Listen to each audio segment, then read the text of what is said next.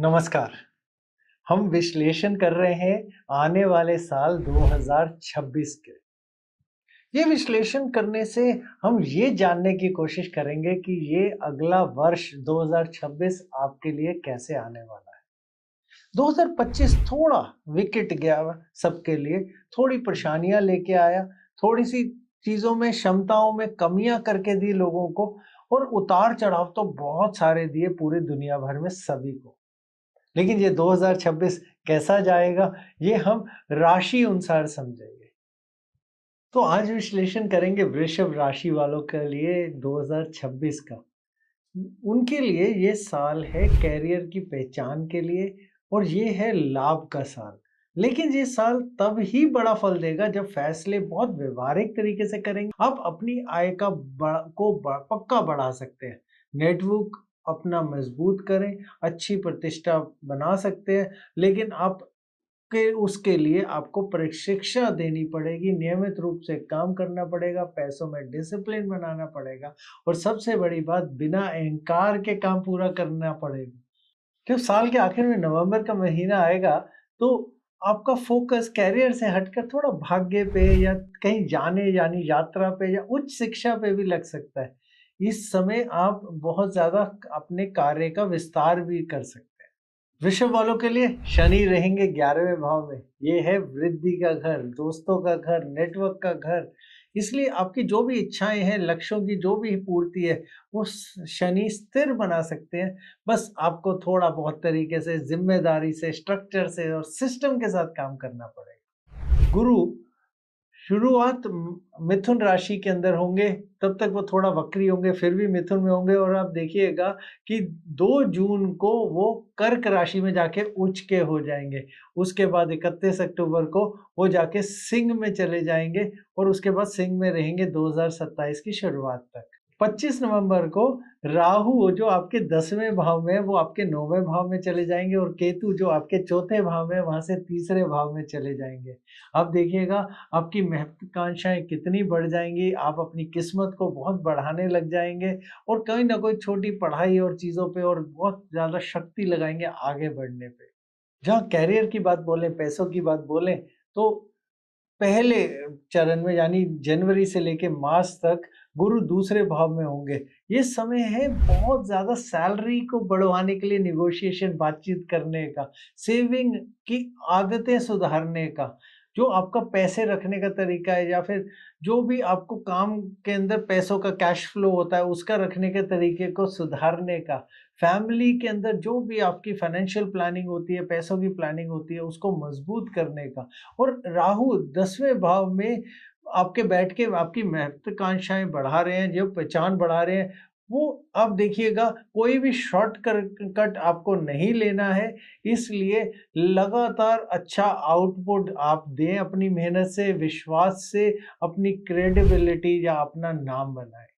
दूसरे चरण में जून, जो अप्रैल से जून तक की बात बोले, तो जून में गुरु आपके तीसरे भाव में कर्क में आ जाएंगे, तो कर्क में उच्च के हो जाते हैं। ये समय है मार्केटिंग का, बहुत लोगों से मिलने का, नेटवर्क करने का, लिखने का, कोई भी जो कॉन्ट्रैक्ट है, बोलने की चीजें हैं, ये सब चीजें आपको प्रेजेंटेशन करने का, आपको जो भी प्रैक्टिकल हाथ के काम कार्य करने की स्किल है वो सीखने का। अब देखिएगा छोटे ट्रैवल, आना जाना, काम बढ़ जाएंगे, कोलैबोरेशन बढ़ेंगे।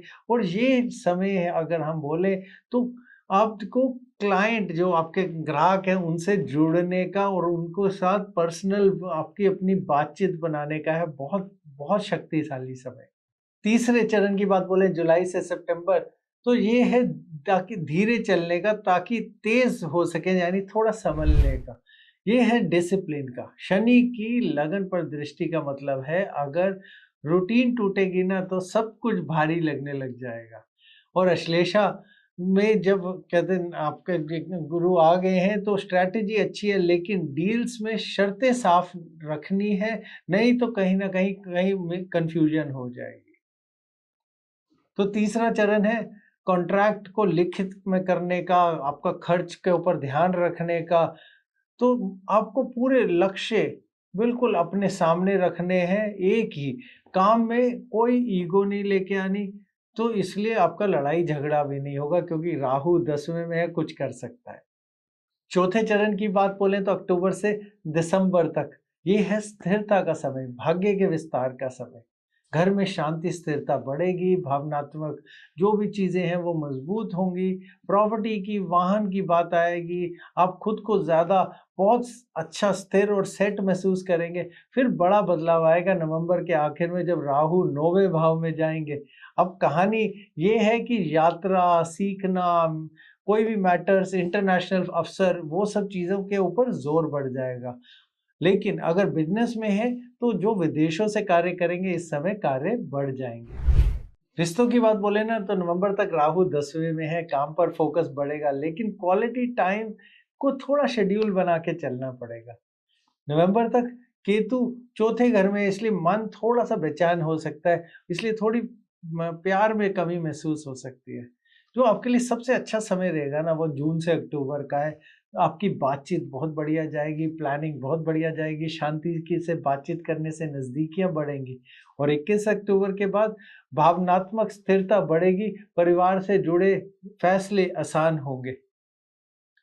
जहाँ स्वास्थ्य की बात बोलें, शनि का लगन पे थोड़ा-सा कहते हैं ज़ोर रहेगा, इसलिए हेल्थ तब सही रहेगी जब आप बिल्कुल कार्य रूटीन से करेंगे। आपके लिए आपके गले और के अंदर थोड़ा-सा परेशानी हो सकती है, जिनको शुगर है या थायराइड है, उनको तो बहुत ध्यान रखना है। आपको देखना है कि बहुत ज़्यादा कार्य नहीं करना, थोड़ा आराम लेना है, स्ट्रेस ज़्यादा नहीं लेना। और सबसे अच्छा जो आपके लिए काम है, वो है कि सोने का और जागने का फिक्स्ड स्लीप टाइम रखना है। आपको रोज़ वॉक पे जाना है, हल्की हल्की थोड़ी स्ट्रेचिंग करनी है और हफ्ते में अगर हो सके तो कम से कम 1 दिन अपने जितने भी ये कंप्यूटर या फ़ोन या है, इनसे दूर रह सकें।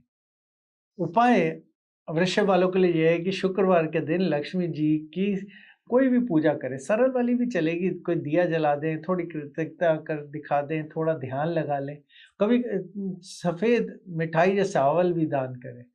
पूरे साल जो भी बजट करें वो लिखित करें। कठोर वाणी से बचें, शनि के प्रभाव से शब्द भारी लगते हैं। तो आपके लिए जो शुभ रंग है वो है सफेद या क्रीम और लकी नंबर है आपके लिए 6। नमस्कार।